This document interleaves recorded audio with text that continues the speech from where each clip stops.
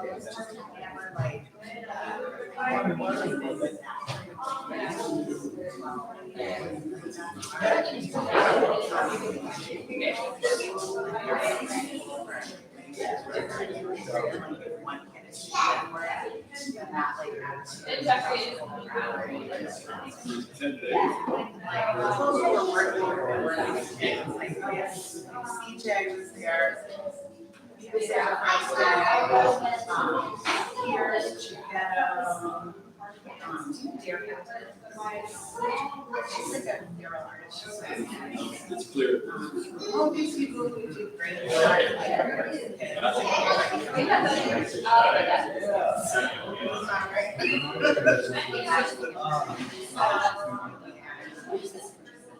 Yeah.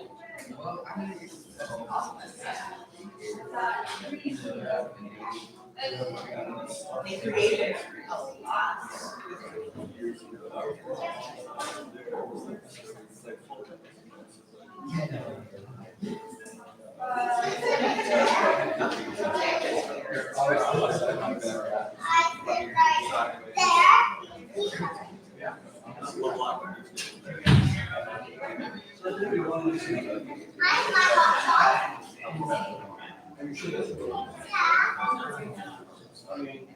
I did always think that what.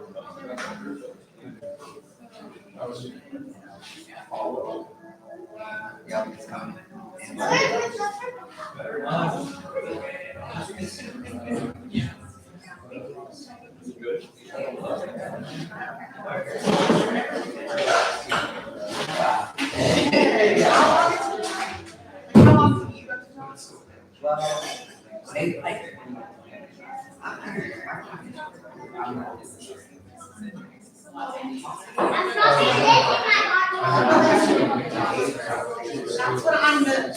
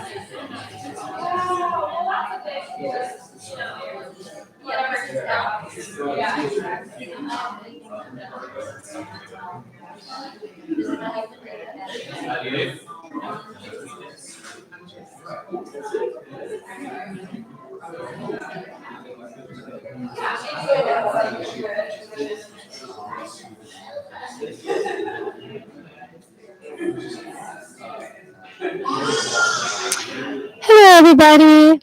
I'm just telling people we're going to wait a few more minutes. Okay. Everybody, just want to let you know we're going to wait a few minutes, maybe 5 more minutes or so to let people trickle in before we get started.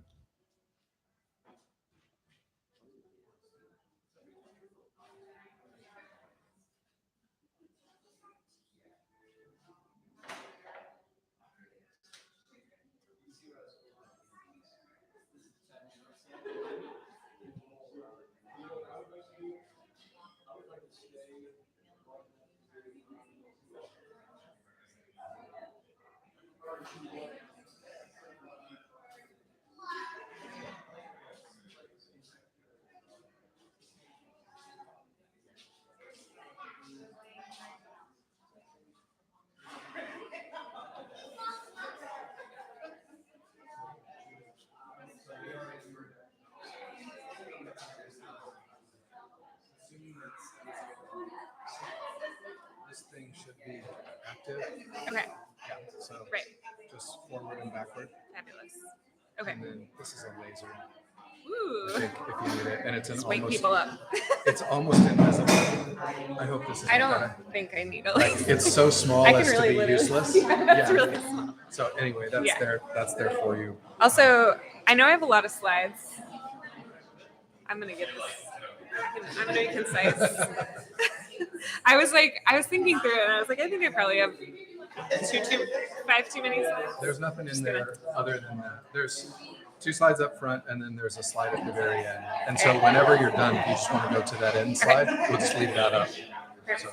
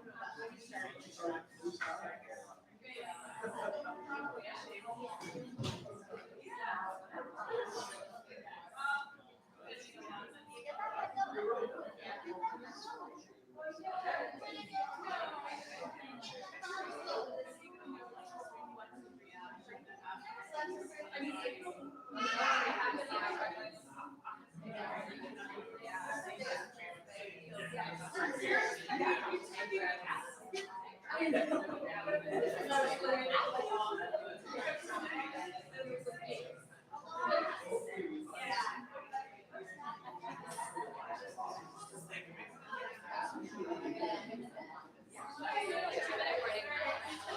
1 or 2 minute warning. We're going to start in about 1 minute, everybody. So if you want to just take the next minute or so to get settled, we'll start very shortly.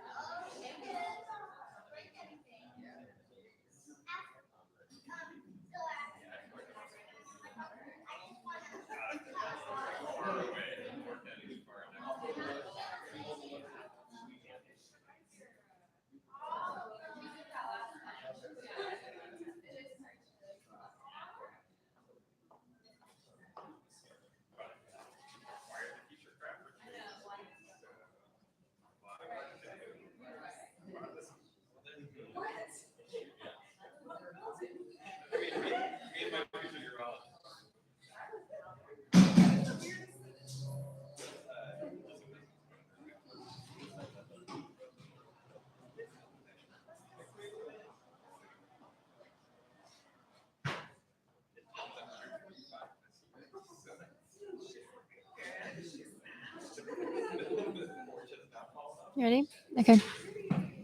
Welcome, everybody. We're going to get started. Thank you so much for being here. Welcome to the third installment of Living Future Saturdays, spring semester. If you've joined us before, welcome back. And if you're joining us for the first time, I'm glad you found us. My name is Sarah Rose Nordgren, and I'm the founder of the School for Living Futures, an experimental interdisciplinary organization here in Durham dedicated to creating new knowledge and possibility for our climate changed future.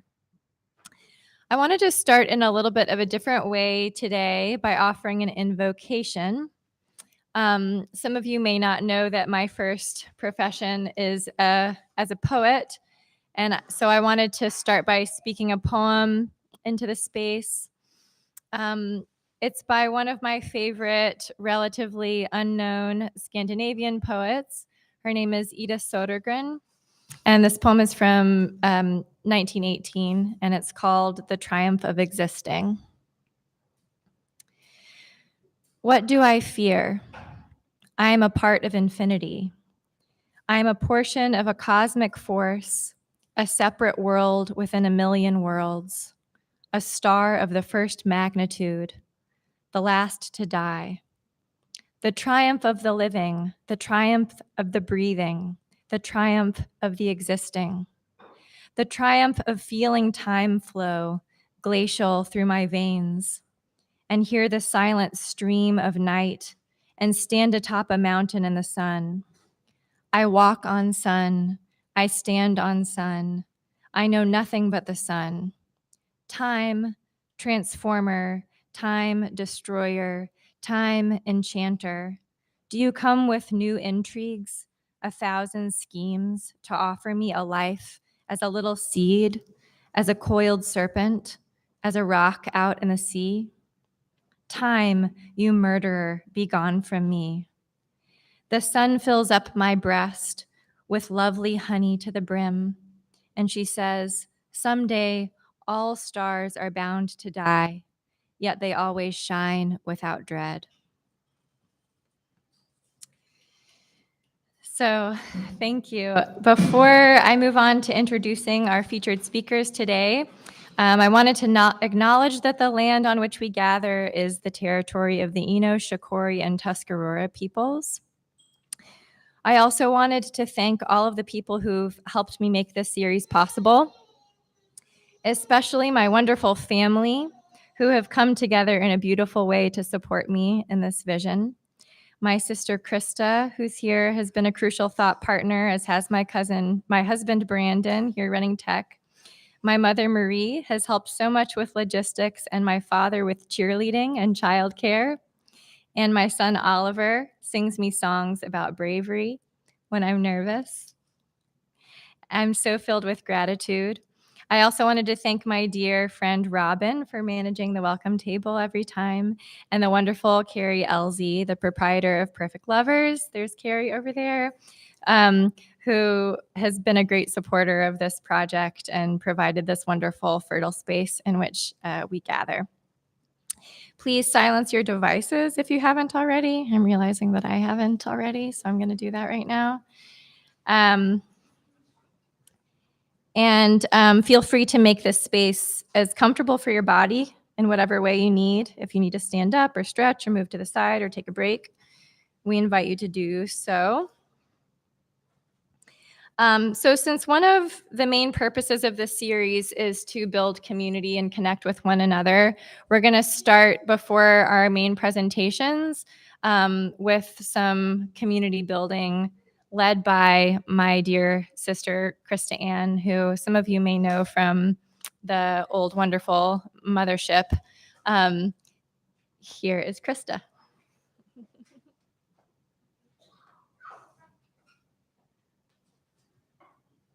Good afternoon, everybody. So before we get started, we're going to get to know one another a little bit. And so I'm going to read you all some questions, and then I'm going to ask you to gather in a group of 3 or 4. And if you came with people, maybe split up and have some people in your group that you might not know. I'm going to ask some questions for you all to discuss together. And we'll have, 4 minutes or so to talk about them. And then I'm going to invite somebody from your group to come up and share on the mic what you all have talked about. If there are common themes or a particular story that struck you or a special moment that you want to highlight for the group, this is not required. It's just an invitation. So whoever wants to come up to share can do so. So the questions. This question is inspired by my dad, who just walked away, who sent a video to a part of our family group text today that he retired a pair of slippers that he had been using for 10 years. And they were duct taped at the toe with bright red duct tape, and they were not my mom's favorite pair of slippers.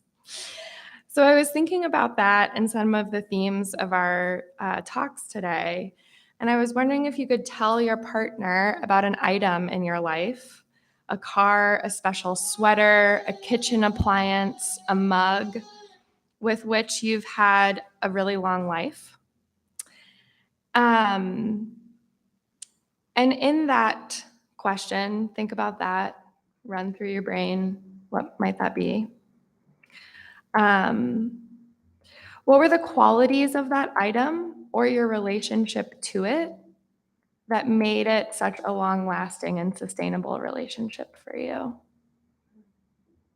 I'll just say that again. What are the qualities of that item or your relationship with it that made it such a long-lasting and sustainable relationship? Okay, find your, oh yes. Is it an item that is no longer with us at this point? It can be currently existing or in your history. Yeah. All right, find your group.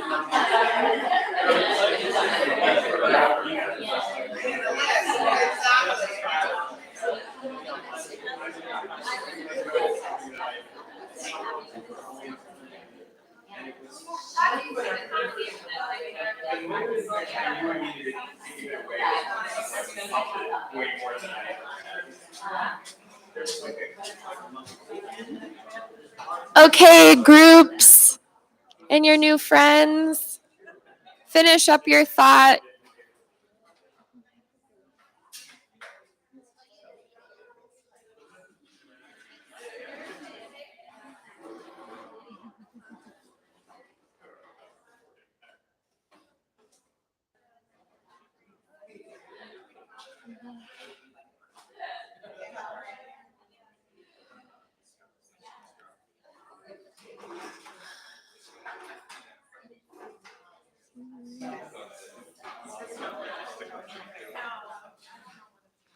Okay, I wonder if there's someone who wants to come up and share. Were there any common themes among your group members? Any common types of items?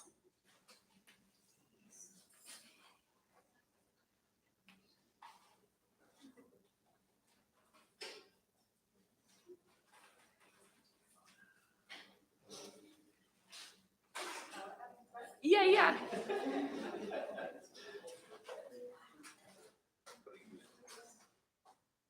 I think just a shared theme that we didn't overtly discuss, but indirectly, was the inherent imparted sentimentality that we'd offered all of these items that in and of themselves didn't have that.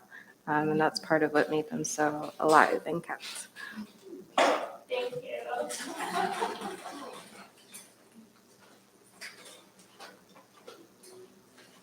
Who else?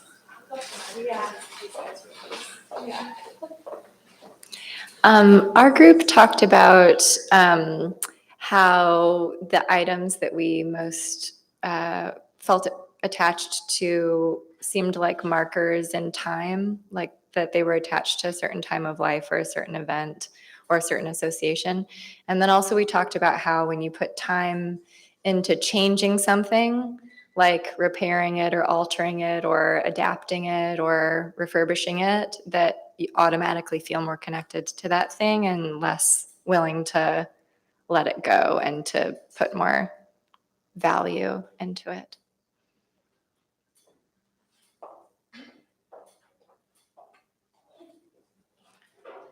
Who else?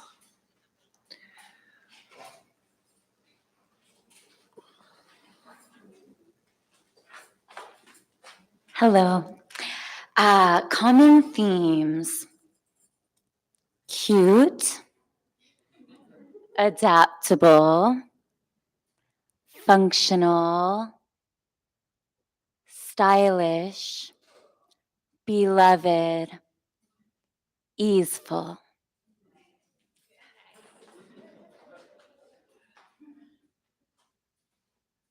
I think our group too, we talked about things that were very practical, reliable, and durable. Those were things that came up for our group also. Anyone else? Last person. Any interesting items that came up that we might want to highlight? Any common themes? Oh, yeah. No.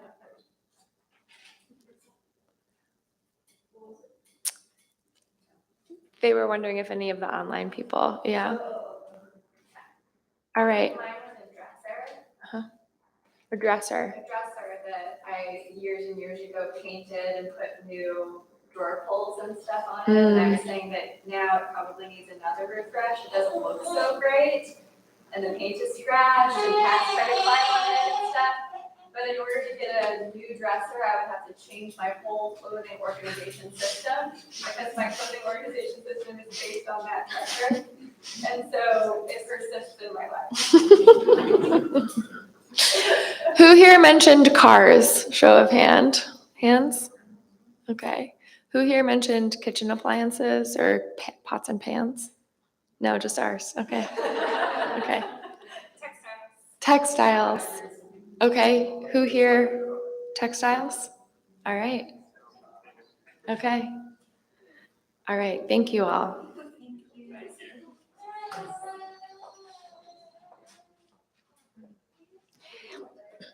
So it is now my great pleasure to introduce the artist Julia Gartrell. I can't remember how I first came across Julia's work, but when I learned about her Radical Repair workshop, a traveling pop art experience housed in a vintage camper named Sunny, I immediately wanted to know her. And what better way to get to know her than to have her present in this series? Julia Gartrell is a sculptor who uses wood, textiles, native clays, plaster, bric-a-brac, and found objects to interrogate material usage in traditional Appalachian craft and American culture. Reuse of material and making do are central to her explorations. The research grounding Julia's work focuses on her paternal ancestors who were subsistence farmers in rural North Georgia. Oral history, lore, and relics are among the things gathered for her practice. Julia was born and raised in Durham, North Carolina. She received her MFA in sculpture from Rhode Island School of Design and a BA in art from Kalamazoo College. She has exhibited nationally and internationally and has participated in residencies at the Fine Arts Work Center, which we should talk about because I've been there a couple times. Aramont School of Arts and Crafts, the Power Plant Gallery at Duke University, Oxbow School of Art in Michigan, Ifatry, Artist Residency in Morocco. Julia has taught at RISD, John Tyler Community College, Kalamazoo College, and Virginia Commonwealth University. Please welcome Julia.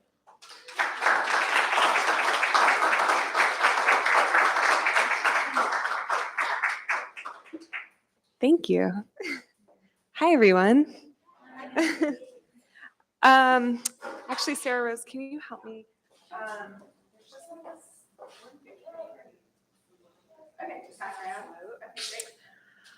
Hi, I'm so glad to be here. I love sharing about the Radical Repair Workshop. It's been so stymied by the pandemic and by some of my own personal health challenges that have gone on in the past year and a half, 2 years, that I'm just like rearing to get it back going. So I'm just gonna jump in. It's so close to that conversation y'all were just having. So I want you to keep that kind of material proximity culture in your mind, because that's basically what I'm obsessed with, is like items and materials with history. And let me just set the timer because I have a lot of slides and I'm gonna try to not go really crazy on the time. So let me just set one more thing. Coming around are just some textile examples of like repairs that people have done in some of my workshops. I was gonna have y'all do something by hand, but it just felt like a little hard to coordinate. So touch, feel, hold, whatever. It's nice to just have your hands on something. So, the Radical Repair Workshop, what is it? It is a traveling public art project that I launched in about January 2020, housed in this cute camper, as Sarah Rose said, which is named Sunny.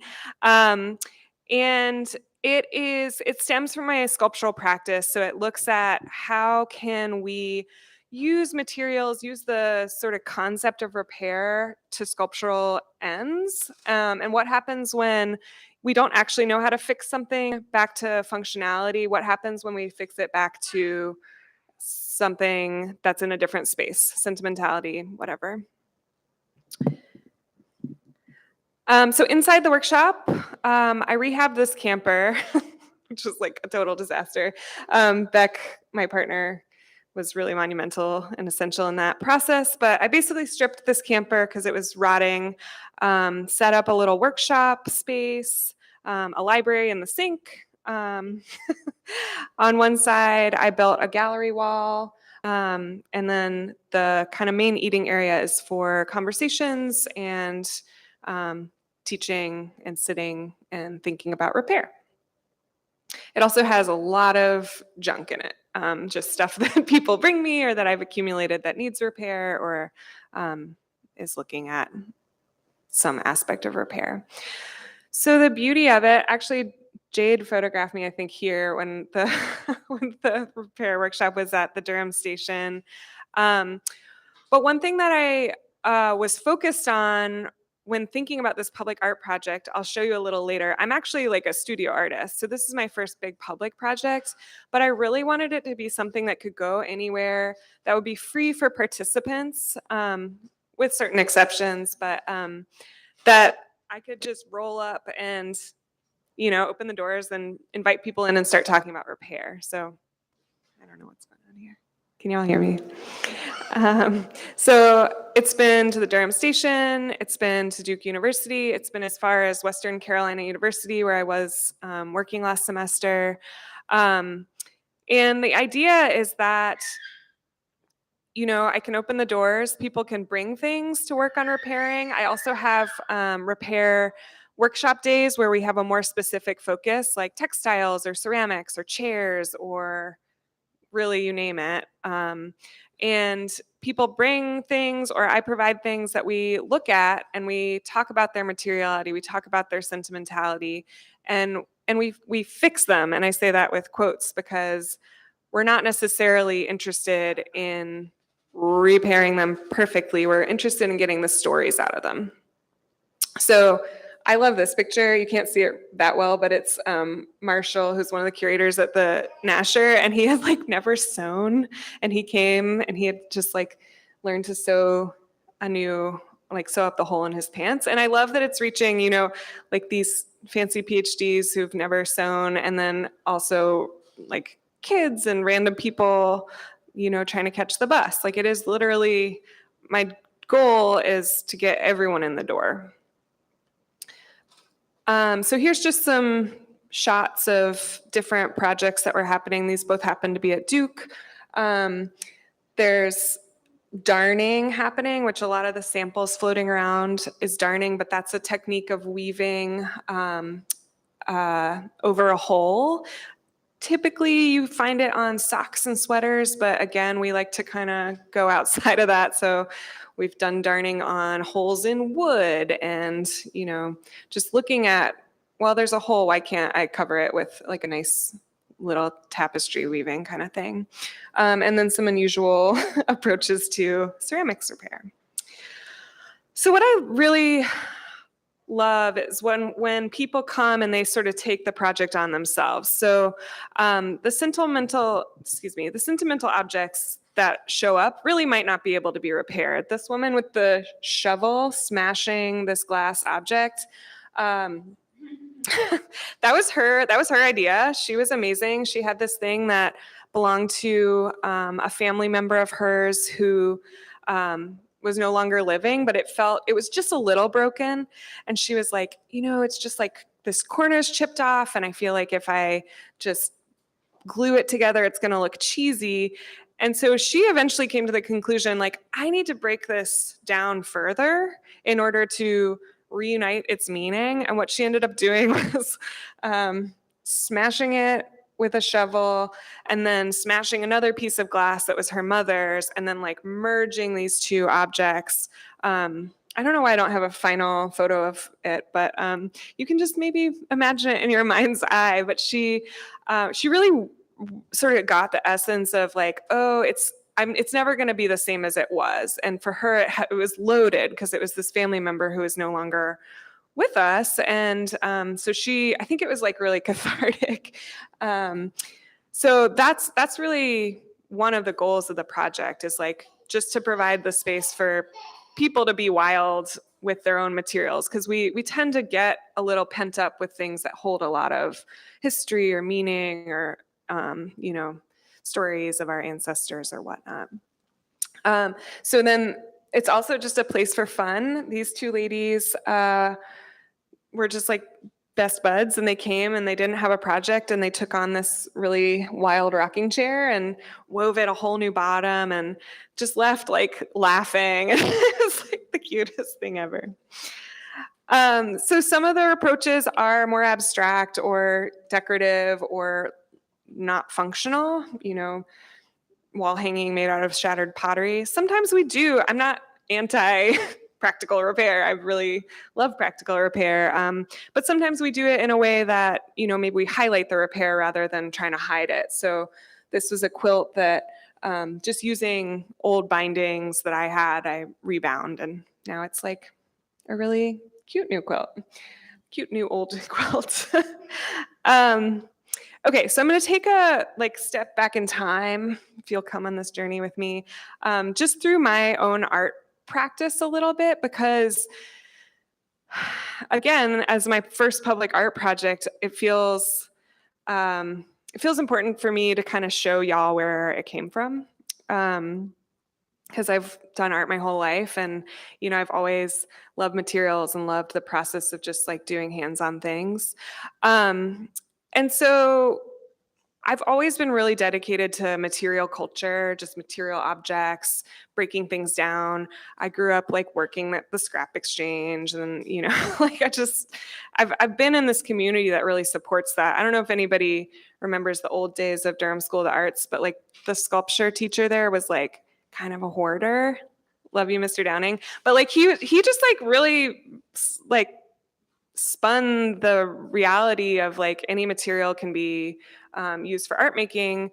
He put that in me really early. So that was really, really nice. But this image is actually the surface of a lake in Guatemala, Lake Atitlan. I was down there with Bryant Holstenbeck doing an art workshop years and years and years ago. And we were there while there was a hurricane, and this once picturesque lake suddenly, after all this wind blew in, was like this really crazy collection of natural materials mixed with styrofoam and trash and like just crazy, crazy stuff. And I just remember taking a picture because I was like, this feels very kind of at odds with the touristic view of this lake, which is known for it's a crater lake. It's like known for its epic views. And I had this, it like all sort of clicked for me in grad school when kind of the same thing happened. I don't know if folks have spent time in Providence, but there's like a river right down through the middle of town. And again, it was like this very windy day, and like basically the exact same stuff showed up on the surface of the water. So there was like a ball and like a bunch of styrofoam cups. And I'd been reading this book called Hyper Objects by Timothy Morton. And the idea is that there are some materials and some ideas that are so big that we can't experience them as a whole, but we can see these like uprisings of them in various places. So like the concept of how much styrofoam is there on Earth is like impossible to conceptualize, but we see it through these moments where like you're walking down this like usually clean path, and then suddenly you're like, whoa, here's the same styrofoam. This could be the same cup that was like in this crater lake in Guatemala, right? So I had this kind of aha moment where I was like, oh, that's what I do. Like I actually take really, really familiar objects and force people to look at them in a way. So this is kind of a life-size sculpture. That's the base of a chair that I just took all the detritus in my studio. You can see like a deodorant can, and then there's like this little note from my brother, with his address on it, and like old stuff from my studio. And I just like externalized it and made this shell over a chair as sort of a self-portrait. Here's just another close-up. My favorite part of this is the soy sauce and the duck sauce packets, because it's like, who doesn't have so many of those in their drawer? Like, actually raise your hand if you don't have those around your house. Okay, maybe one person. But yeah, just like the sort of universality of these objects and like what happens when you suspend them in space and time through a piece of art. So the other side of my practice, I do things like kind of on all scales, big, small, whatever.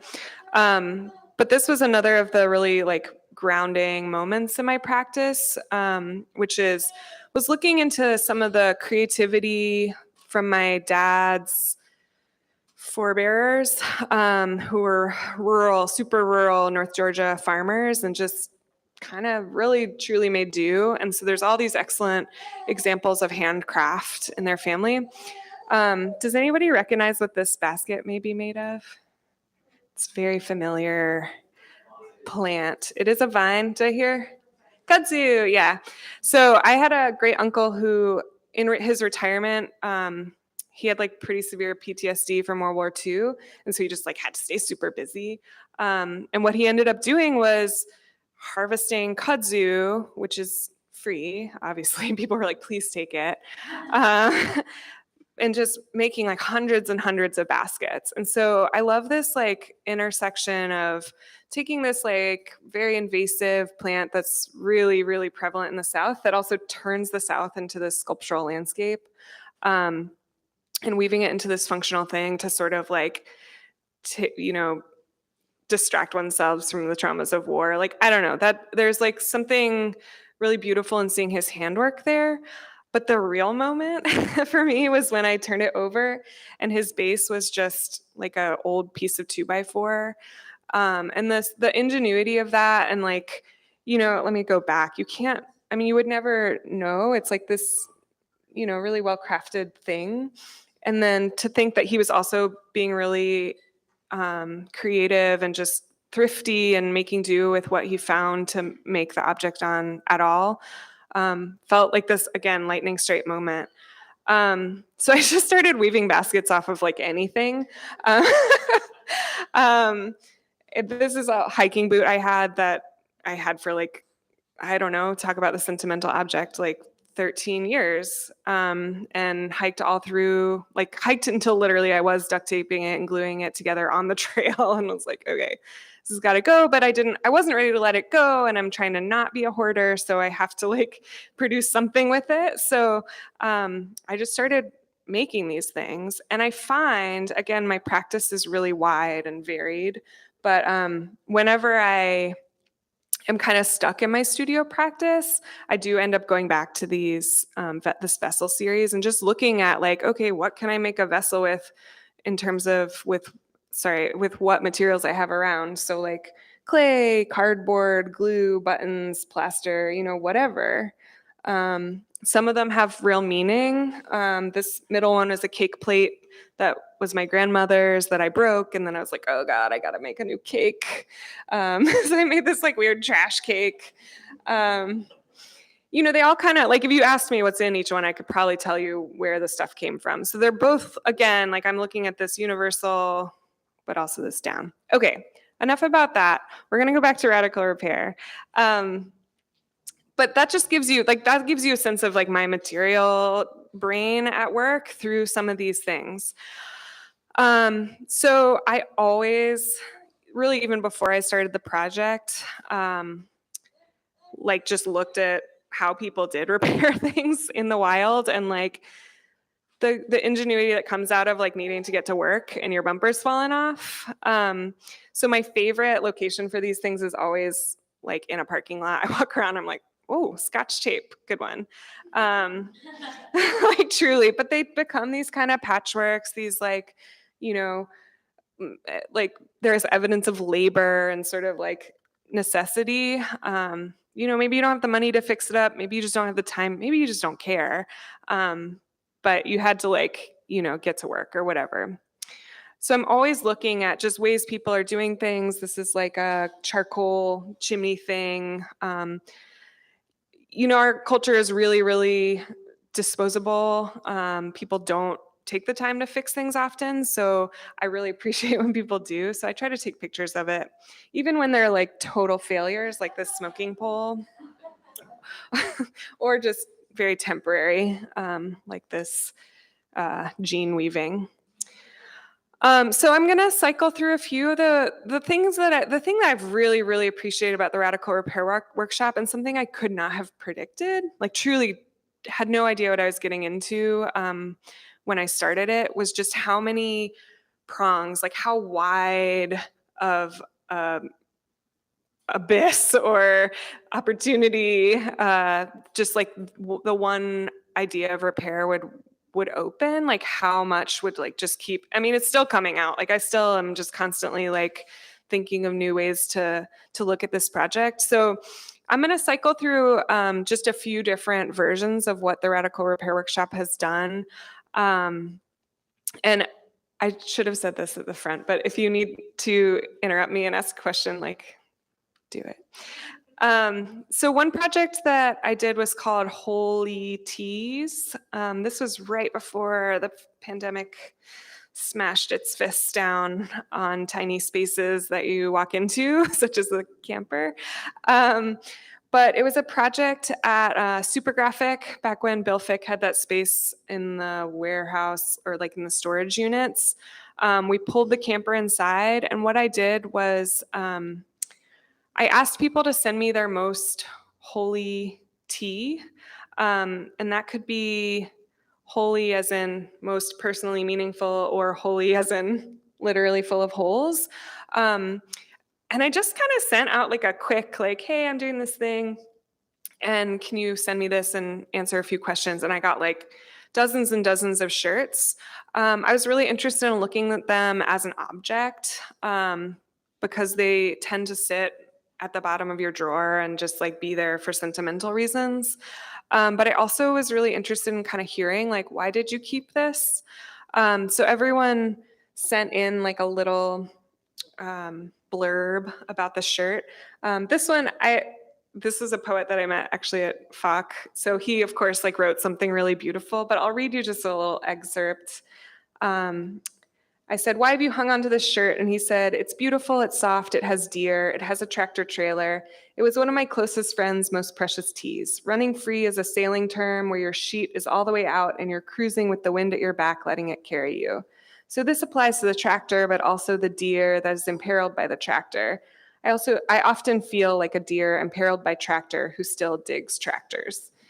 So I'm like, okay, David, good one. But everyone, he's a genius. But everyone has these like really, shockingly profound things to say about their favorite old T-shirts. So it was this space of just visiting those and reading about them and kind of laughing and crying with them. And I just sent them all back. Like I just did a photograph series that you can look at on my website. And now they're back in their drawers in various parts of the country. So Mending Monday, with the hashtag, came about because almost immediately the pandemic forced me and all of us online, because the project started in January 2020. And I was like, oh man, we're all stuck. Like we're all living with our things. We're all like rearranging and making bread. And, what can I do to kind of add to the dialogue of that's productive? So I started having every Monday just fixing something that was in my house. And again, like a whole range of like productive fixes versus creative and weird fixes versus things that like I tried that while I was on Instagram Live, like didn't work. And many that Beck like stepped in and was like, this is actually how you do it. So it was this fun collaboration because I was like on live and people are like texting me. They're pretty rough, but they are all still on Instagram, like in the stories, if you want to go back and learn any of the techniques. But I did stuff like how to add a new quilt square over some quilt squares that have disintegrated.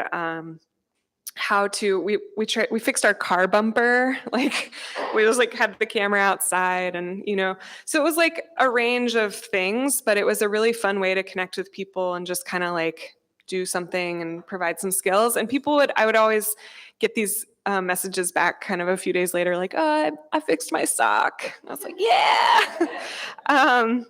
And it also was this series of conversations where like I was just, we were all on the screens, and I was able to just connect with other people and talk about repair and talk about art and talk about being stuck in a house. And so it was this kind of interesting thing that also like really forced me to get some skills. I was like, ooh, I don't know how to fix this. So learning on the job, Pandemic conversations. So again, this was like, I don't know, maybe summer 2020. I got some funding from the Center for Craft, which is in Asheville.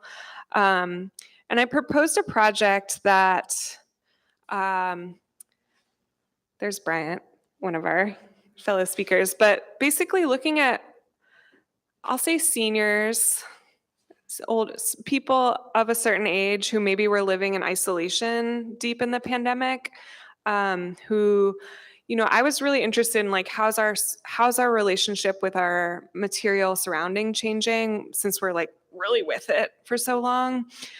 So Bryant, I was able to do in person, and we selected an object in each participant's house, and over the course of a series of conversations, repaired that object back towards something, maybe functionality, maybe play. And really that just kind of ended up as this series of conversations and texts. I did about 5 or 10. I honestly can't remember. That time's a blur. But Bryant and I fixed this lampshade, which really launched like this really interesting additional collaboration between us. We've always been friends, but we kind of were like, we got really into the making together. A friend of mine, Tom Milroy, we never even did anything with this, but he was like, oh, I replaced the spout on my bathtub, and he just kind of turned it into a puppet. And it's just like this weird thing. We've been like, he's always checking in on spout.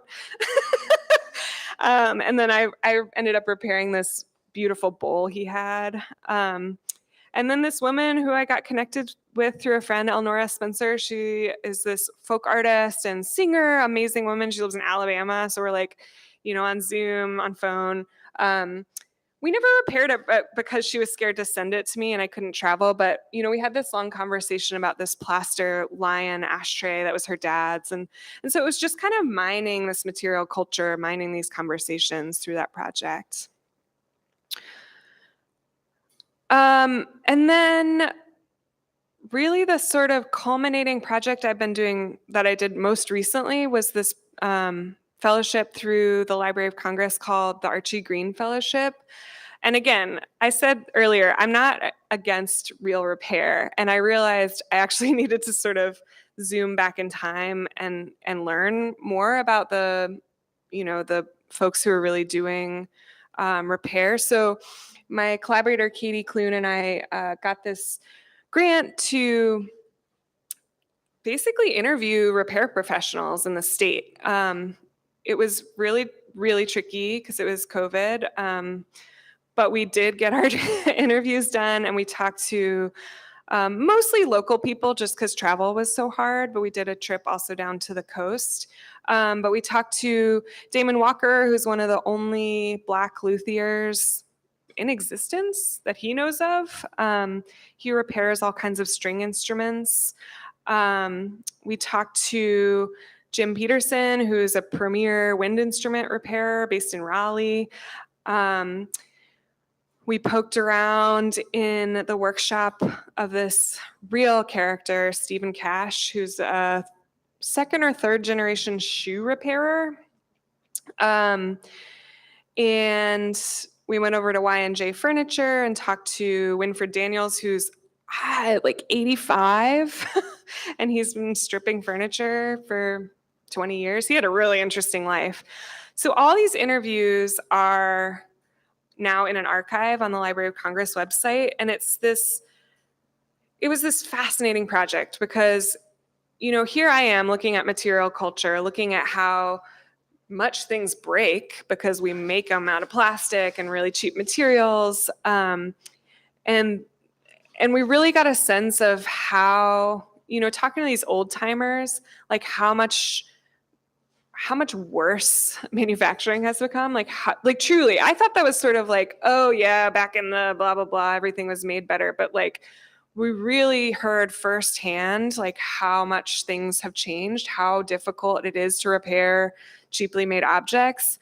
And like, for example, Stephen Cash, has anybody ever had a pair of shoes where you're like, maybe they're in your closet for a while, you haven't worn them for a few years, and you take them out and like the soles have just fallen off, like spontaneously? You're like, I wasn't even wearing those.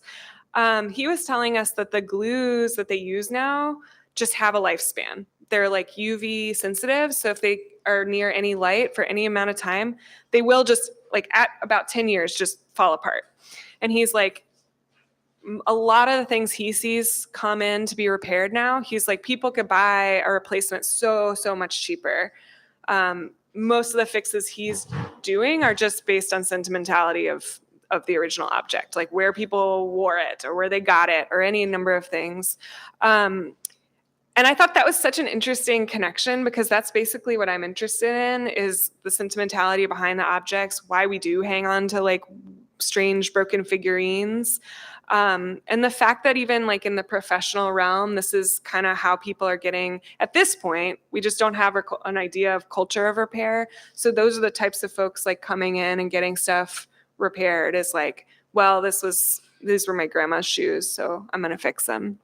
But that was true across the board. It was fascinating. We talked to plaster repairers, we talked to instrument repairers, eyeglass repair, and anything. We talked to 25 people. Every single one of them said, no, things they're just not as repairable. They're more cheaply made. So it was kind of inspiring in that way, just to, learn and hear those stories and see their really, really specified techniques, and tragic because a lot of these things are kind of going away. One thing, is this connected to sound, the computer? No, okay. I'll turn this up as loud as possible. You can kind of read along. But I'm going to end with this really beautiful quote from Horace McKee, who works at Replacements Limited out in Greensboro. He's one of their China repairers, and he was just a real character. But I really liked what he said. Like, for me, it all comes back to the hands and like the touching and the conversation that you get through touching. So I'll just play this as loud as it. Oop, it's not going to go at all. We'll just read it. So he said, if you have a good set of hands, and not everyone does, use them. It can be very satisfying. Working with your hands opens your mind. There's a strong connection between your hands and your mind. And it's not something that's demeaning. It's not something that's beneath you. It can be rewarding in a multitude of ways. It can expand your understanding. And here's Horace using his hands to very delicately grind out a chip on a cup. And that's what we got going on. Thank you.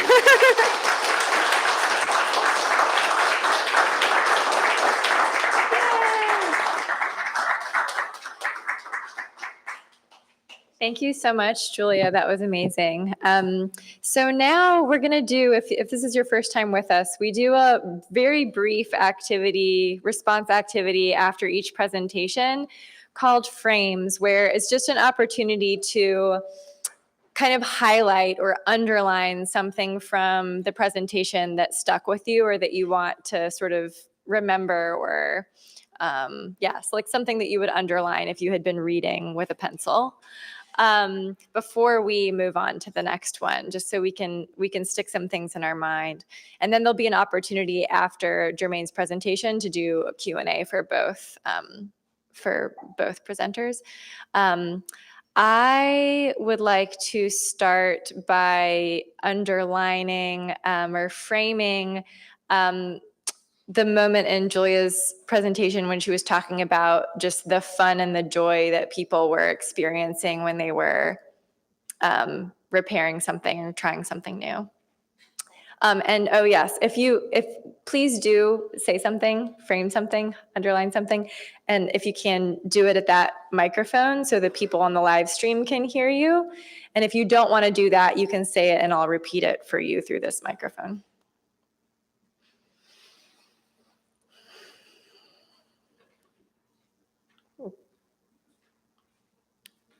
Poltergeist.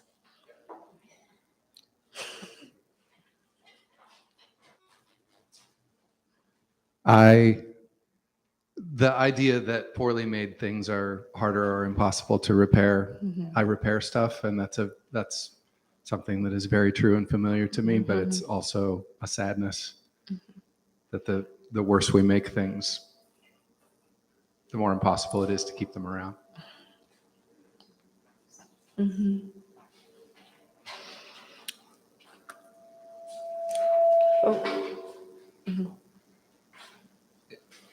I think one of the things that I've found most interesting about Sunny going around is that it's this mobile space of repair. And there's a lot of the photographs of people getting joy because that space comes to them and they feel empowered. I'm thinking about the gentleman standing outside of, or the person standing outside of Nasher, having just been empowered by this van that pulled up to do it. Not necessarily in contrast to, but then those photographs at the end of the people that you interviewed, their own sort of stationary spaces of repair. So spaces of repair, whether you have one or Sunny has to come to you. That's what I'd frame. Yes, thank you.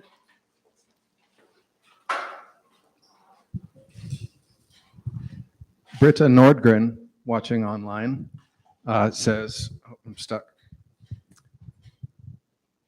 The idea is that working with our hands expands our brains, and the idea of embracing imperfection.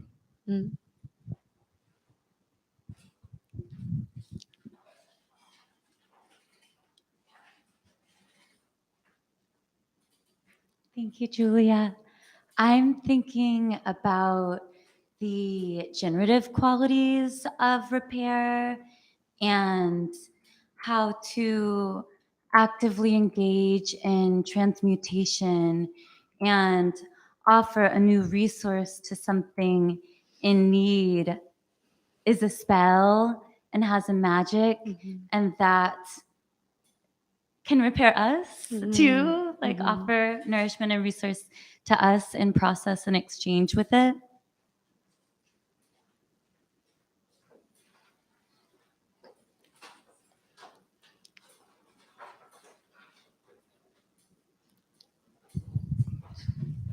Can you hear me? Okay. I'd like to underline the idea of, well, just the catharsis in breaking something apart to give it new life, and it provides a new frame, maybe one that's healing not only physically but emotionally. Thank you. Do you have one more, Brandon? Okay. Wonderful. We are going to take a brief, maybe 5-minute break to transition between presentation number 1 and presentation number 2. So don't go far. We will reassemble ourselves very soon to hear Germane. Can I just make one request? Sure. Could we be in a one circle? And so can we move up and then maybe shift chairs a little bit? We can try. Let's figure that out. Okay. All right. Yeah, so if you need to stretch your legs or use the bathroom or anything, get a snack, this is the time.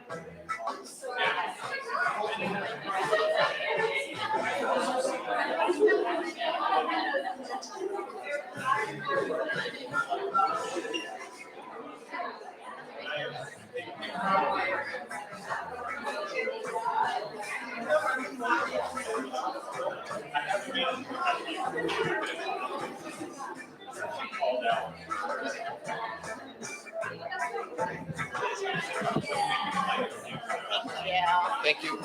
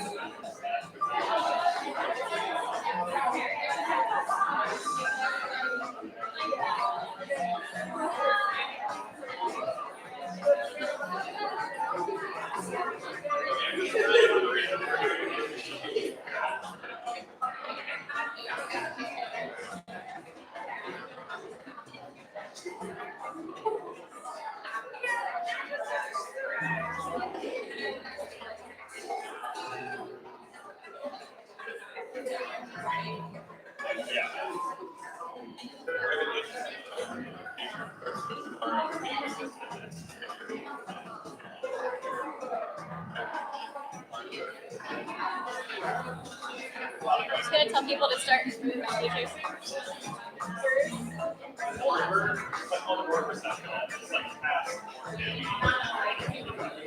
Hey, everybody. If you could all start making your way back to your seats, we're going to get started here in just a moment.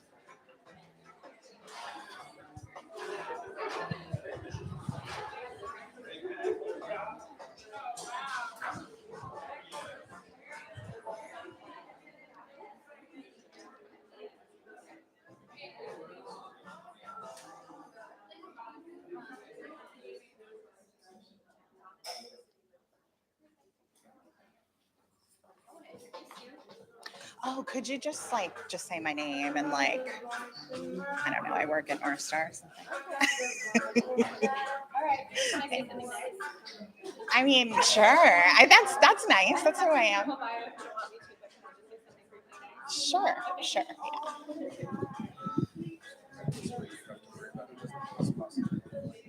Yeah. Thank you. I'll do the intro.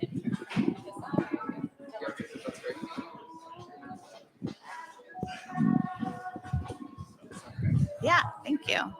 Hello. Oh, it's not on yet. Okay.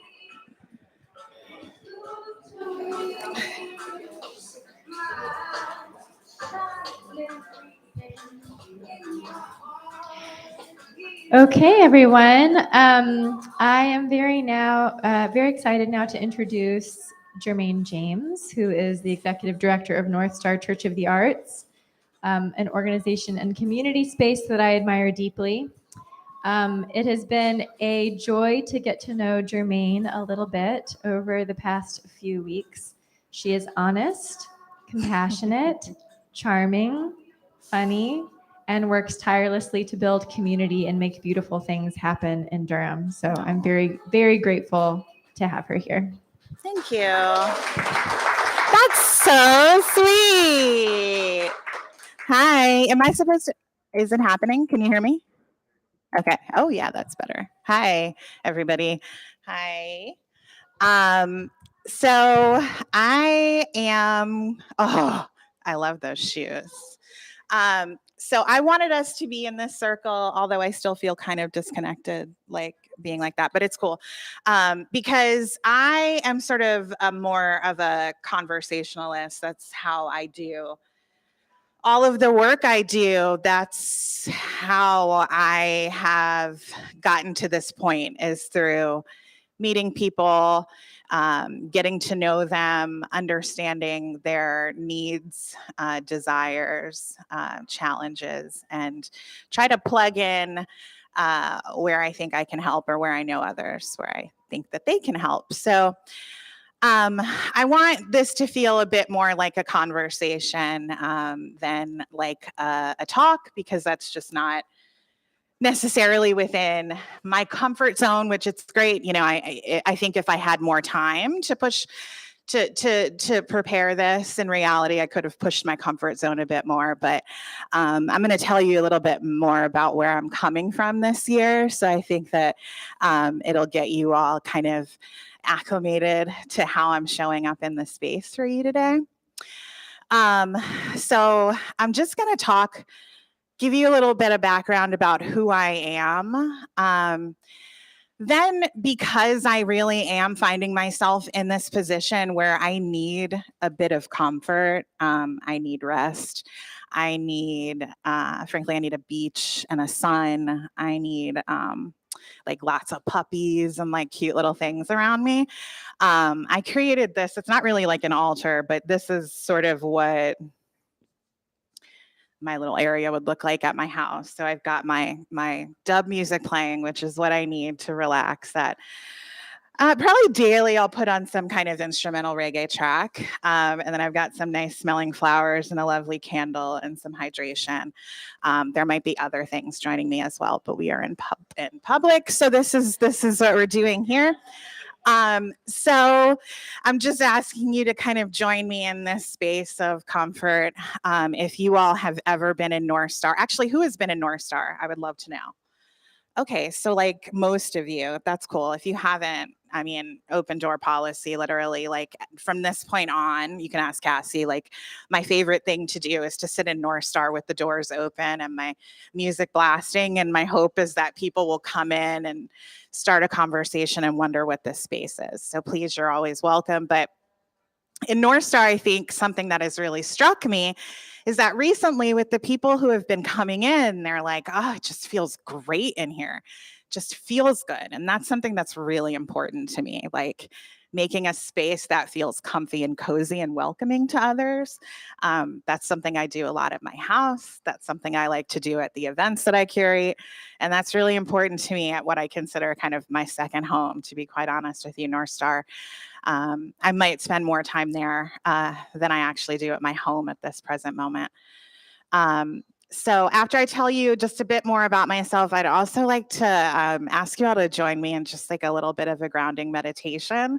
Again, had I had more time, I probably would have created a meditation for you. But as Sarah Rose said, I'm showing up honestly and asking for support from my community to still give you something, but do it at my capacity.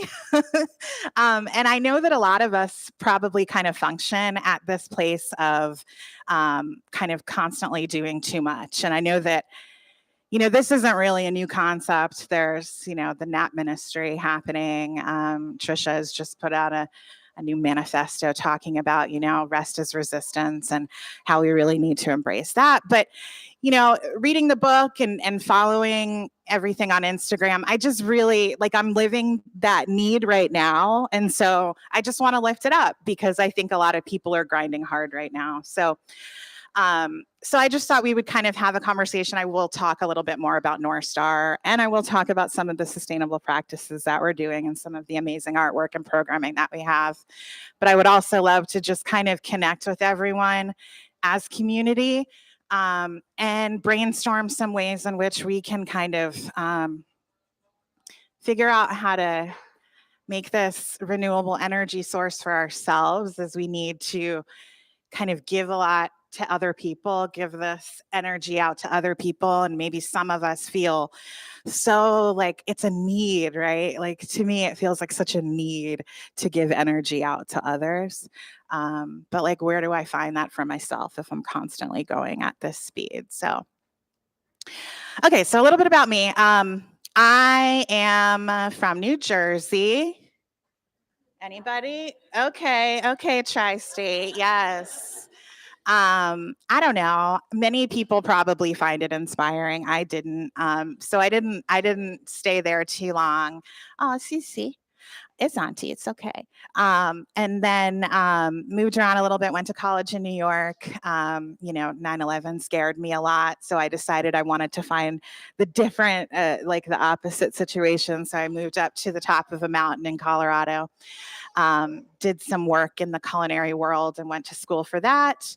And then a relationship ended and I found myself here looking for community, looking for art, looking for my place, because I never thought I would end up in the South, though both of my parents are rooted and originally from here. I would come every summer and it was like a city kid entering this place and just really not knowing what to do. And, there were no kids around and I was just like, this is not the life for me. But now here I am in Durham, really feeling connected to the place and also just kind of trying to navigate the changes, right? And trying to hold on to this corner of Gear and North, which is where Northstar sits, in this 100-year-old church building that was originally an Episcopalian church for a deaf congregation.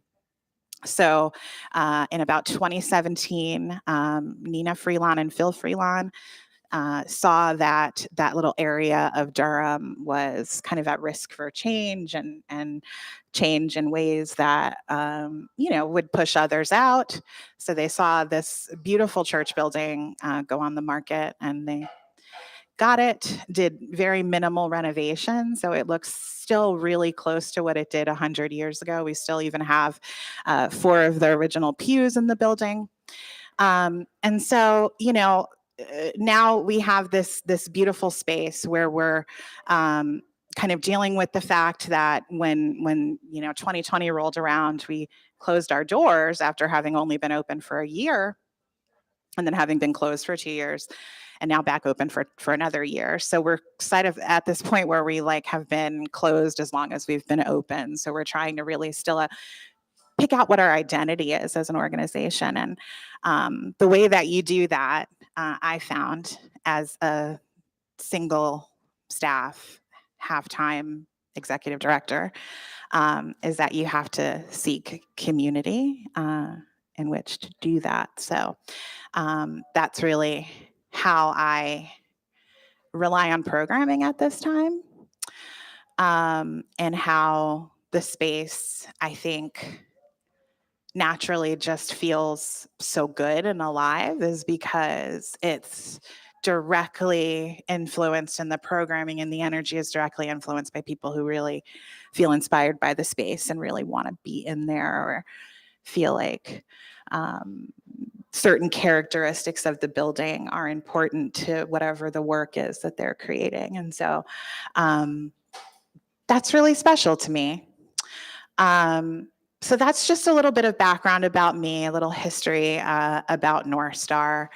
And so when I do find myself in this space of high stress, I meditate every day. I usually meditate twice a day, when I get up in the morning and when I go to bed, but I will always meditate at night because I am a horrible sleeper. Insomnia is something that I deal with quite often. And working on a sleep routine has been also really challenging, but I find that meditation has been something that can at least bring me to a place where I can rest, and kind of more cognitively kind of work through issues or be creative. So I don't know if meditation is a part of y'all's regular daily practice, but if it isn't, I highly suggest it. And if it isn't, it's going to become a part of your day right now, if you wouldn't mind joining me. And also, another little piece about this particular meditation that I chose today is that it's short, which is great. And it's also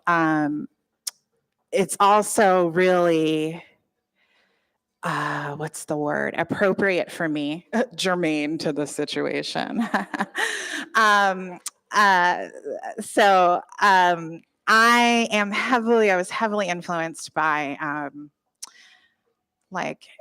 early, mid, and late 90s hip hop. And that is just sort of will always be my constant, my go-to. And so I realized this in 2020, that one of my biggest inspirations, which is a member of the Wu-Tang Clan, created a meditation album. So when I want to both connect with my husband and who is not, I mean, he doesn't know, it's Rizza. He doesn't know, like, he's my husband, but like, I really like him a lot and admire him. So when I want to feel close to him, and when I also want to take a moment to relax, I listen to one of these. I highly recommend it. He's got a beautiful voice, as you will see. Yes. So we're going to do as Rizza asks, and he's going to guide us into this. Are y'all ready? Okay.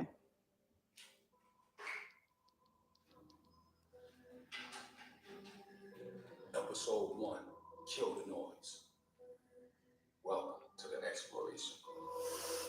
Today we set our sights on a familiar adversary, distraction. Together we'll begin our quest to kill the noise. Before we take off, we need to ground ourselves. I want you to find a chill environment. Sit down in a very comfortable position.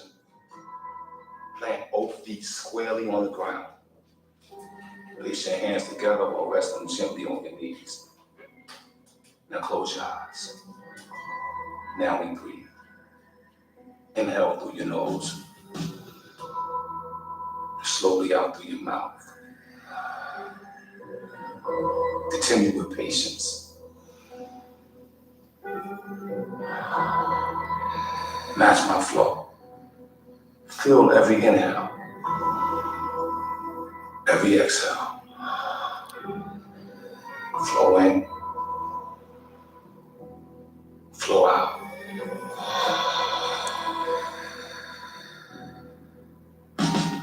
Distraction. For some, it's a rare burden. For many, it's constant. Think about the distractions that surround you and stifle your creativity. Sometimes it's the people or things around us, family issues, or a crazy coworker, or a phone that's blowing up in your pocket. Sometimes the distraction pops inside your own head, from your own poison thoughts, or ill-timed ideas that steals your focus. Shit, I have them myself. I may think I want this track to be doper than the other track, or my lyric to be better than the next MC. That competitive pressure can stagnate you. Each new distraction makes us feel less in control. They create chaos, and at times, it feels like we're completely surrounded. Now, I'm not going to tell you that you can escape or ignore the chaos. That's fiction. I'm going to show you how to embrace it. My approach to life has been to find order in chaos. I think of myself as the sun at the center of the universe. And in my solar system, I'm surrounded by distractions. All that shit is just planets, asteroids, comets, spinning around me or flying past me. Think of the things in your life that stifles progress or heightens your anxiety.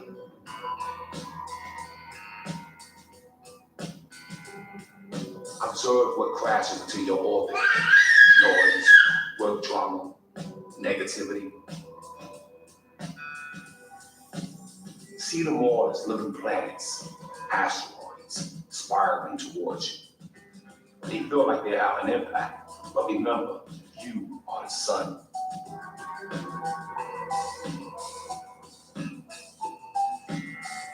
You have the power to put all that peripheral shit on notice. In this moment, and in the moments ahead, when your mind wanders, I want you to pause and identify the nature of the distraction.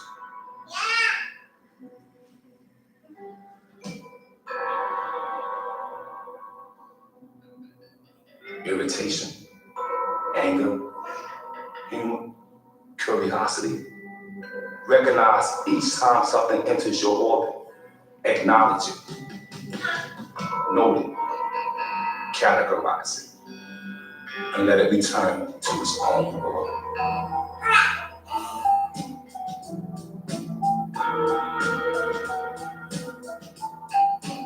You have the power to act on it later.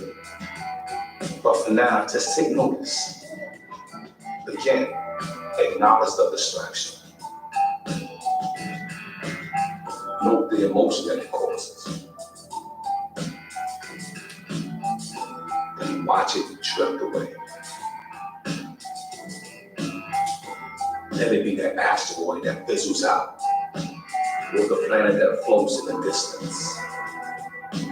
This is how you exert your gravitational force on the chaos around you. Take note of it. And then let that ship just keep on spinning alongside you. Alright, now as we slowly return from our exploration, I want you to think about remaining in the center of your solar system. Stay as the sun. Maintain the planets around you. And now, open your eyes.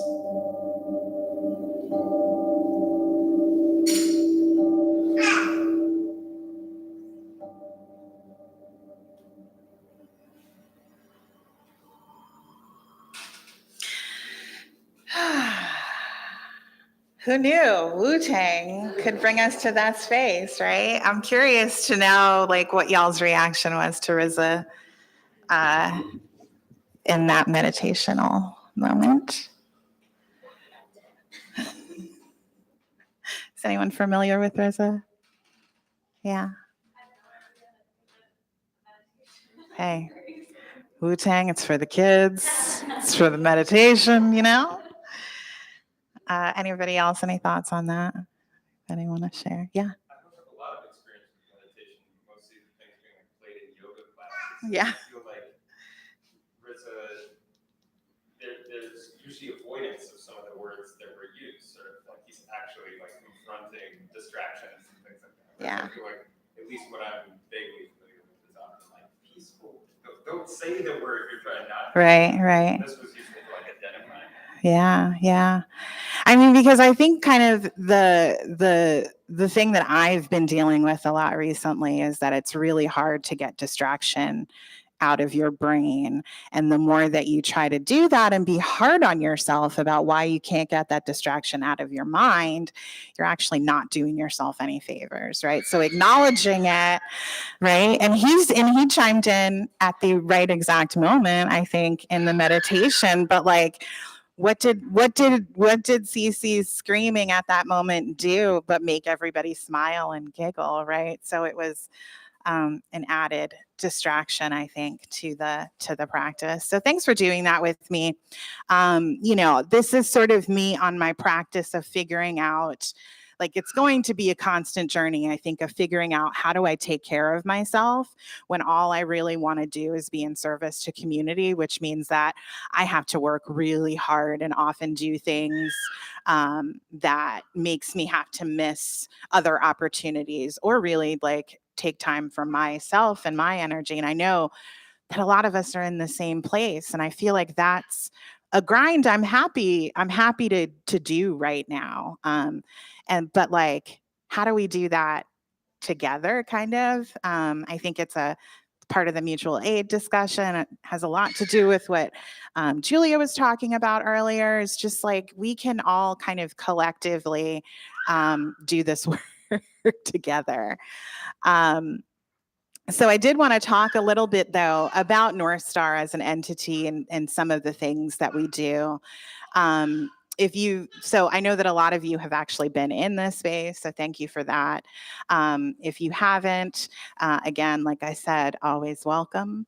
I myself have been in the role of executive director at Northstar for about 1 year and 2 months. And it has been, really, really fun and really challenging. And we're really at this place of structuring the organization and figuring out what works for us right now. And And some of the amazing things that I've been able to bring into the space is lots of, like I said, community programming, but more specifically, it's a policy that I call community use. So it's the idea that if you want to do something in the space, then you can on certain days, Sunday through Wednesdays, at like really super low cost or free in some cases. And, the goal with that is that it's twofold. It helps me sort of keep the space occupied and lively and things are always happening. It saves me the time of creating some kind of survey or way to figure out what it is that people actually want to see in this space. And you all can just completely curate it yourselves. There's so much incredible talent here in Durham. And I think we've been trying to figure out a model for community art space for a long time now, like when the CUREX started, and all that has been constantly in rotation. And I think Northstar will live as long as it's relevant and as long as it's needed. But I hope that's long, and I hope that the community continues to contribute to what we're doing in the space. Something that we have coming up in May is a workshop with artist Claire Alexander, who focuses a lot on, sustainability in art and utilizing nature and botanicals to create art. So it's going to be a 4-week series the entire month of May, every Saturday. It's called the Durham Palette, and we're going to be creating Durham soil paint, and also using native botanicals and plants to this area to create art. We're also going to have Lee Chapman, who's a poet, help us create some beautiful poetry to put on the artwork as well. So be on the lookout for that. I hope that is going to become a part of a larger series where we kind of look at art as an ecological practice and can bring in, dyeing and more textile work. And, really the sky's the limit. Also, I hope that you there and y'all in here hear this as a call, not necessarily an official call to, for proposals, but also, what do you have? What are you thinking about? What should we be doing? What are you also working on that sometimes you feel like you're not sure if it's awesome, but you want to just test it out? Northstar, I think, is the great place to do that. That's my favorite baby. And he's really enthusiastic. We're really close friends. So he's like giving me a lot of moral support today. Hi, BB. Okay, well, yes. Hi, BB. Hi, BB. Hi, BB.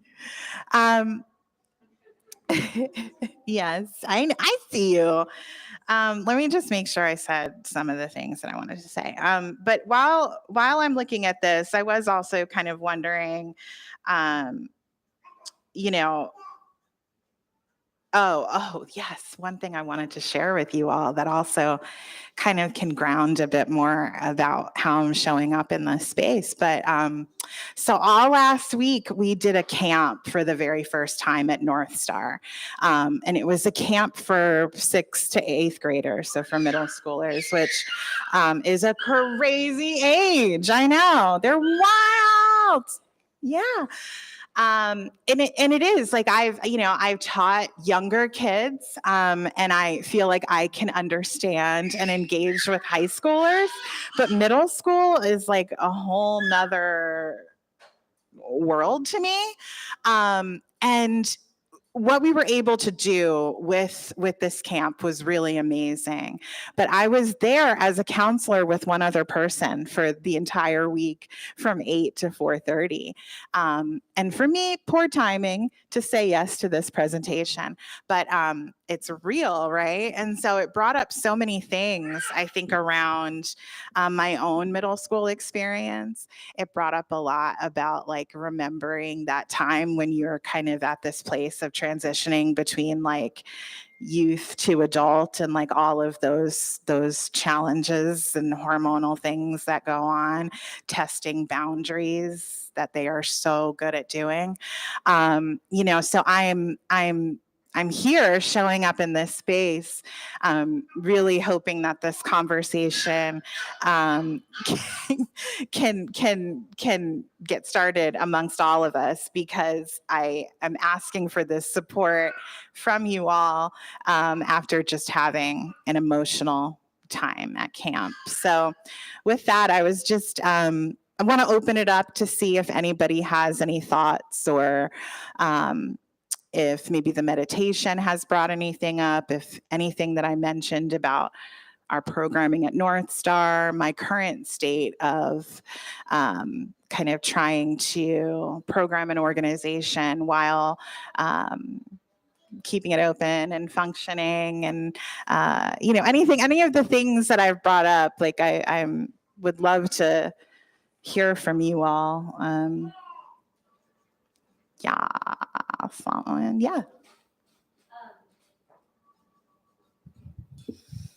Can I bring up the conversation that I had with you on the phone a couple of days ago?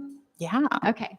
So when I was talking to Germane on the phone a couple of days ago, and you were sharing with me kind of where you were with being overscheduled and having not enough time to prepare for all the things that you were doing, you used the words renewable energy and sustainability in relation to yourself, right? You said, like, how can I make my life sustainable? Like, just energetically, and how can I, and because I don't feel like I have any renewable energy right now. And so I just wanted to put those phrases out into the space too for people to respond to, because I think they resonated with me when you said them, and I think they probably resonate for a lot of other people too, in the sort of realm of, well, this is a series where we're talking about, climate, and we're talking about repair, and we're talking about renewing, and we're talking about creative solutions, and we're talking about creativity, and we're talking about art, and we're talking about community, right? But how can we build things, and how can we build what we want, the world that we want to build, and how can we build the community that we want to build, and how can we change the world in the way that we want to change it if we don't have any renewable energy for ourselves. Anyway, so I think that might be another question to put out into the space for people too, is what are the ways that you might find renewable energy for yourselves, or how do you make things sustainable even in your own life?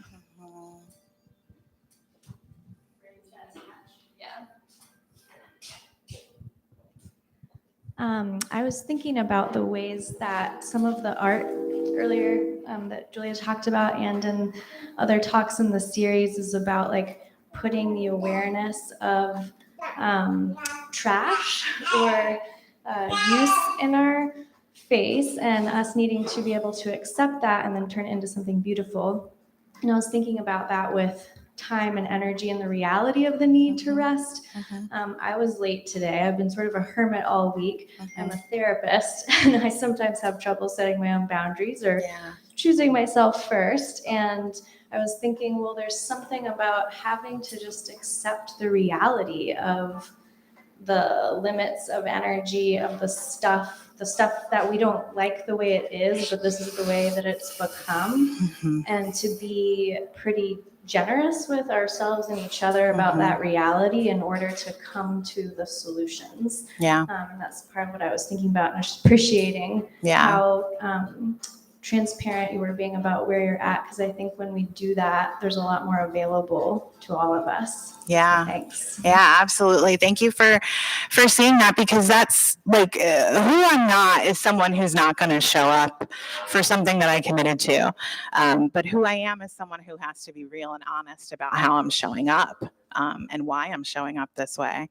And, the reality is this is what I've chosen, but I've never, ever been happier to be doing the work that I'm doing, but I've never, ever felt so depleted.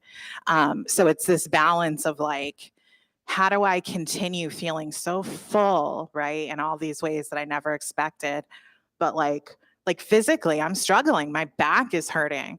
My feet are hurting. Like there are things that are popping up that are new, also come with aging. But like all of this is reminding me that like, okay, working hard and pushing hard is sometimes necessary, especially if you can find a light at the end of the tunnel. But I clearly see that this is not a sustainable practice for me.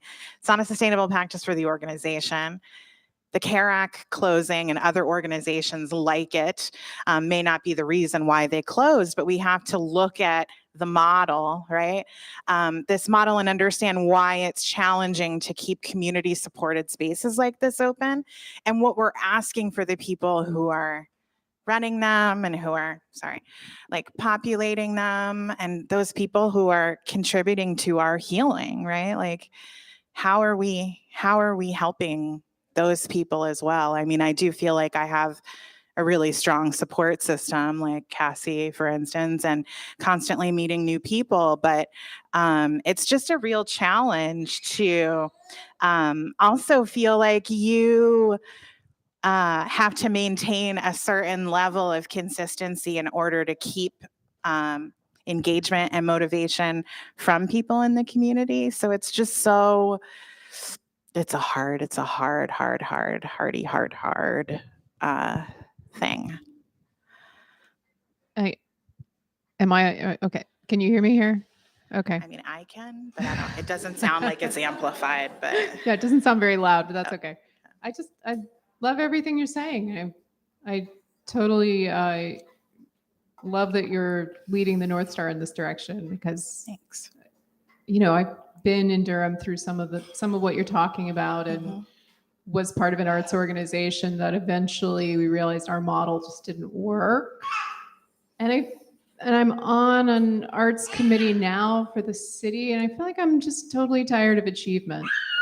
Yeah. I think people like to put achievements on the wall, and like, we did this thing, we raised this much money, blah, blah, blah. Like, I don't care anymore. Can we just have a conversation? Can we go dancing? Can we just, eat some food together? It has to be that, right? Yeah. I mean, there's something, I love a glorious failure. Glorious failures are amazing and beautiful, but like, we need you to keep doing this. So it has to be sustainable for you. Yeah. And I mean, and all the other amazing things, like so many things are cooking, like y'all are about to see. There are things in Durham, art related, that are about to pop off, that are going to explode y'all's minds. It's amazing. But I do have this concern, like it's the same issue. It's the same issue that I feel like we're going to be facing. Or there's another identity crisis, I think, a little bit that's happening, right? Like, how are we welcoming our neighbors, and how are we being intentional about like welcoming those folks in and making sure that they understand and are in alignment with like what's most important, about place. And like, for instance, I had a meeting with a funder. This is an interesting, like, kind of example of what you're talking about. I had a meeting with a funder, and they were really, really, really interested in me bringing my programming outside of the space of Northstar. And I'm like, this is really like a part of the problem, because if you don't understand the importance of the place of this space, what you're trying to do to me, and what I feel like you're trying to do, right, is take our identity and strip it of something that is so important and such a big part of our identity, and kind of bite off that a little bit. So yeah. I want to acknowledge that it's almost 5:00, and some people have probably scheduled themselves till 5:00 here. Yeah. But I also want to continue the conversation, because I know more people have things to say, and people might also have questions for Julia. So I'm just putting that in this space to say, if you need to leave at 5:00, please feel free to do so. And in the meantime, let's continue the conversation, both about what these important issues that Germane is talking about, and also people should feel free to ask questions to Julia. And I have a feeling that like, do you want it? You don't have to. No pressure. Something has to happen after this immediately, is what you're gonna say. No. I think Carrie has a lot to say about this issue. Oh. Well, I'm too tired to talk about it. See, let's recognize that, clearly. Yeah, I don't know. I just feel like it's very meta what's happening right now because you're in a space that I'm experiencing like a very similar thing that you're experiencing. Yeah. And it's awesome at the same time. I love Yeah. that you're in here in this space Yeah. talking Yeah, about same. the things that I'm also struggling with. So, Yeah. Yeah. And I don't know what the answers are. I have no idea. Yeah, I don't One, know. because I've never done anything like this in my life. Yeah. And yeah, and a friend of mine was talking about like how like restaurants have been closing left and right, which are also important community spaces in a way. And a lot of people are living in those spaces as well. And then like how news organizations or like newspapers or like the Indie or whatever always are like, suddenly you know about the thing when it's closed. It's like, blah, blah, blah, just closed. Like, can you believe it? Blah, blah, blah, blah. And then it's like, what happened to, where was the news before it closed and how could we have been able to keep it open, you know? So, yeah, I don't know what it is, but it does, but then people look, you know, then it does feel like the onus is on us as people that are running these spaces as to find the solution. Anyway, I don't know what I'm talking about anymore, but thank you. Now it's helpful to know. I mean, I know that you're in the same position, but I think it's great that, I mean, he knows, like, let's keep this conversation going, I think is the thing, is like across the board. I think we all can figure that out. And I think that's what I'm saying. Like, let's recognize this is a shared goal, right? And let's continue that mutual aid, that support. How do we help each other out of this, right? We're all wanting the same thing. We're all struggling with the same lack of energy and depletion. So how do we figure it out and provide where we can for one another? Yeah, I mean, I thank you. And like just spaces existing are so important. And I think that like the real elephant in the room is just that it's all like under this capitalist system, we just can't like get out from this work culture. And so I think like I love the passivity of just having the door open and like hoping people come in and start the conversation is so beautiful and so anti-capitalist and like so like it just is, it's so natural, and I think that's really, really important.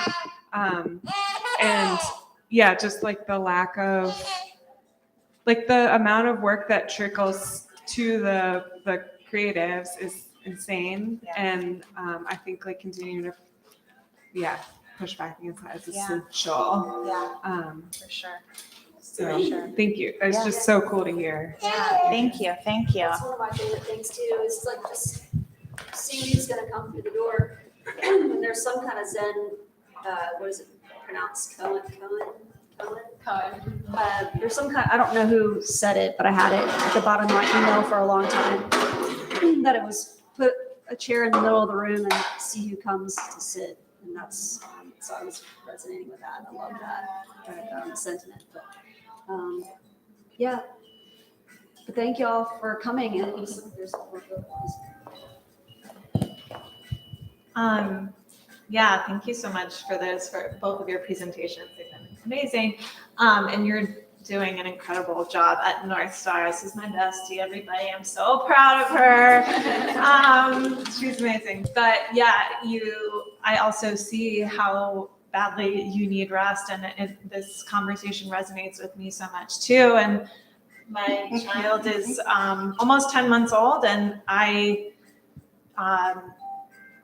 the way that I'm thinking about this is like my caretaking responsibilities as in addition to my job, and also being somebody who I think, one of the roles that feels very important to me in life and that I feel capable of is to provide care to like my friends and family. And I love doing that. And I want to be able to do that. And I want to be able to sustain myself so that I can do that, because I feel like I have the love and capacity there.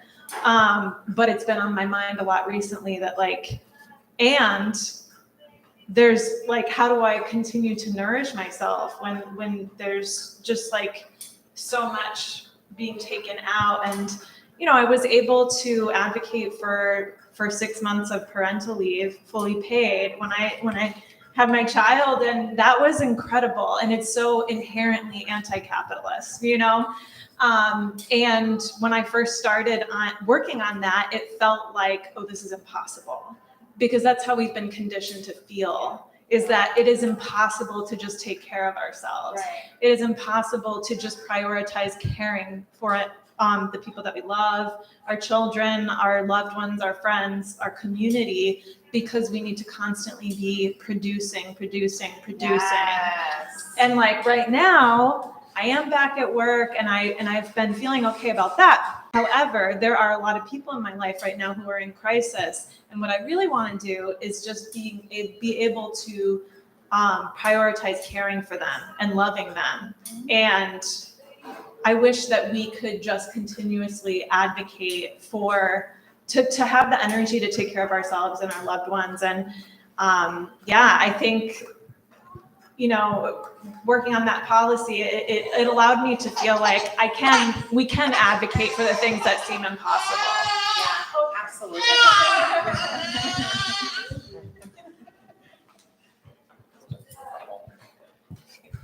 Yeah, I ran the mothership for 7 years, and at that time had this language around like what are like running off of fossil fuels versus wind energy. And for me, that metaphor meant like fossil fuels, I'm running off of my like, you know, adrenaline and cortisol. And I think the real like reminder that is actually a limited resource within me. There is an actual limit to the amount, you know, that I have. Yeah. And yeah, it's a really confusing thing because our bodies are made in this way that you can have an inspiring idea or you can have a want, and that'll change your physical system for a moment. So all of a sudden you feel a spark of more. Yeah. And so then you sort of get into this trap of like, well, if I change my mind or my attitude or my values or my focus, then there will be more for me to give. But in reality, that is just pulling on a system that's depleting you in other ways. The back goes out, the feet go, you know. So just really reminding myself that like that has a limit. And so then like, what is my wind energy? My wind energy is surrendering to the forces that are already working in my favor. Wind energy is, you know, the love and support of my friends that are pushing me forward. I think one of my like mantras at the time is like, how can I dance gracefully with like the forces that are already in play here? So I don't feel like I'm having to roll the ball up the hill by myself. And be closed. And we were exhausted. So I didn't, you know, figure that one out effectively. But I think my piece of this is like that is an actual limit, and it's really easy for us to fool ourselves because we can generate more and more and more, but that is just real. Yeah, absolutely.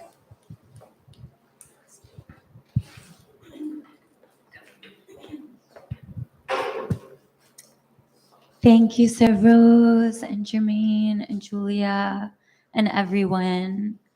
My name is Susanna, and I'm an artist, a poet, and performer, and facilitator, and also come from a DIY background, and relate to so much of what you're saying of like how vital it is to create spaces, either, you know, ones that we run or nurture and offer through, or events such as this that are like a renewable resource, while having so little, often like so little material resources to do it, and how like demolishing that is, not just energetically, and often like actually like spaces closing or people having to like stop giving in certain ways because they can't, because they're like, I guess I feel called to share something personal, which is that I just lost a friend who's an artist and healer to death by suicide. And someone I knew through the DIY scene in Brooklyn. And I had this download actually here at Perfect Lovers a couple weeks ago in a yoga class, where I was thinking about like the phrase curiosity killed the cat, and this parallel came to me that was atomization killed the artist. And so I'm thinking so much like, this is how we keep doing it. And I know like Goddess bless you, Carrie and Germane and Sarah Rose, and like all of us, the triumph of existence is so real. And how do we like keep showing up when we're so exhausted, and when we're in crisis and our loved ones are in crisis? Like, where do we draw from? And we are meditating, and we are like drinking the green juice, or I don't drink green juice that often, but like, you know, you're like, I mean, I need a whatever. What are those fancy things that make juice? I don't, ninja bullet or something. But like, I don't know. I'm so glad to be like hearing these things and thinking about what you said about like achievement culture, and how like we've been programmed to be addicted to like performing identity on social media, and COVID, this pandemic happened, and that's been such a primary source of connection. And which brings me back to Blessed Riza, and in the meditation, like talking, he said something about like some competitive thing that was distracting, and just thinking about how we get so lost in how we're perceived, and a sense of failure by this standard of success that was not made for us and is not humane, and like how it keeps us from source, and thinking about the queer art of failure, and like, just, I don't know, I'm just in it with you, and I see your labor, and want to be of service, and just bless us all, and just wanting to celebrate like the triumph of all of our existences, and these spaces that you all are creating, and I have the honor to be part of, and you know, just wanting to really celebrate what a miracle it is. Yeah. Thank you. Let's have, we're gonna have one more comment over here, and then we'll officially end, but people are very welcome to stay and hang out and chat and connect for a little longer if they want to, but we'll officially end. Thank you. This is a bit of a disjointed thought, but when you played the meditation, it was really apparent how accustomed I am to not seeing myself reflected in spaces like this, or people of my community, and how powerful that is. So it really struck me not only how powerful everything you shared was, but because of who you are, and sharing it to begin with, and then following it with that meditation, and saying you need rest, saying you're tired, asking for help, and that my parents never got to rest, my grandparents never got to rest. It's this generational adrenal fatigue, and the extra layer as a person of color, if you take rest, not only is it anti-capitalist, but it's confirming all the stereotypes about you that your community has fought so hard, which is why they've never taken rest.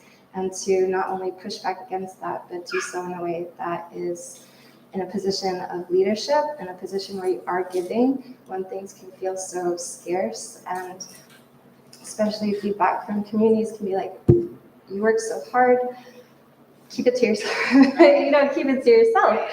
You work so hard and you're gonna give it away, and for what? Your back hurts, you're tired, you're killing yourself.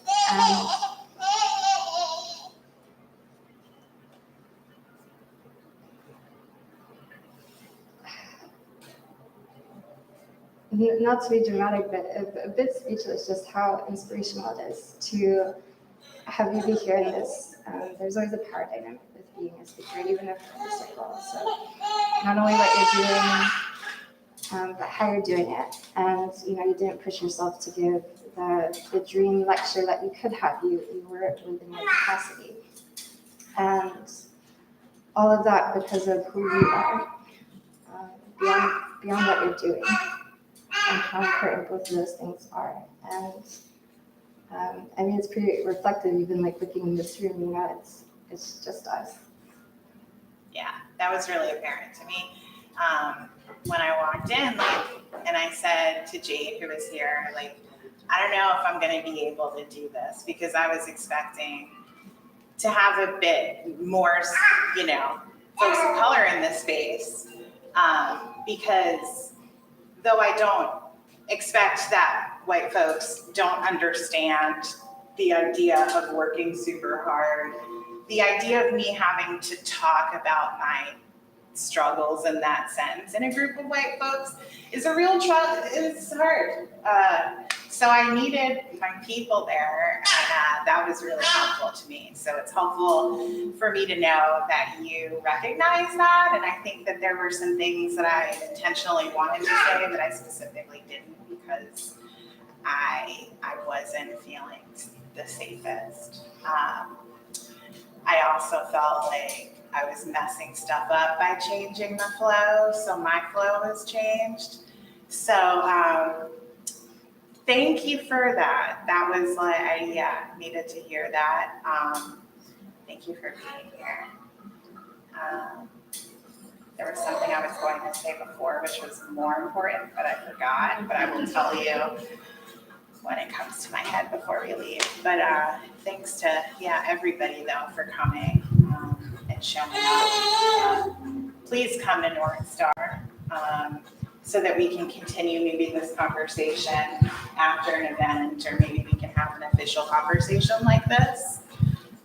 But please come to Northstar just for the sake of making sure that this space can still exist. It looks a lot like this, with the beautiful exposed brick walls and wood ceiling beamed. So at least for that, just come and take a look at the beauty of the place. What's the best way to find out what's going on? Yeah, northstardurham.com is our website. We're also on Instagram, and I have someone who's doing really well with our Instagram for once, which is so exciting. So we have fun now, graphics and stuff. So yeah, check it out. Awesome. Thank you so much. You didn't mess anything up. It was wonderful. Thank you so much to Germane and Julia. I'm so grateful to both of you and to all of you guys for being here. I hope that everyone will come back on May 6th for our final event of the season. It will be featuring Justin Cook, who's sitting right there, who's a fantastic photographer, and Danielle Purifoy, who's a professor at UNC Chapel Hill and is really amazing. And if you're not on our mailing list, please sign up over there at the door, and sign up to be on our mailing list so you can find out what's going on in the future. We have some fun things with more details coming soon about this summer. So more information to be continued. Hang out for a few minutes and connect with each other if you like. We're going to start cleaning up, but it doesn't mean that you have to be immediately kicked out. Carrie will kick you out when you need to be kicked out. Queer BIPOC wellness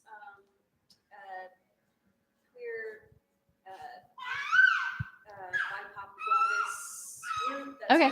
here Okay, cool. All right.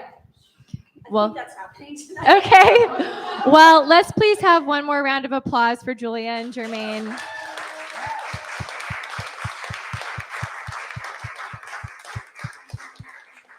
And I hope you all have a beautiful rest of your Saturday and find some rest.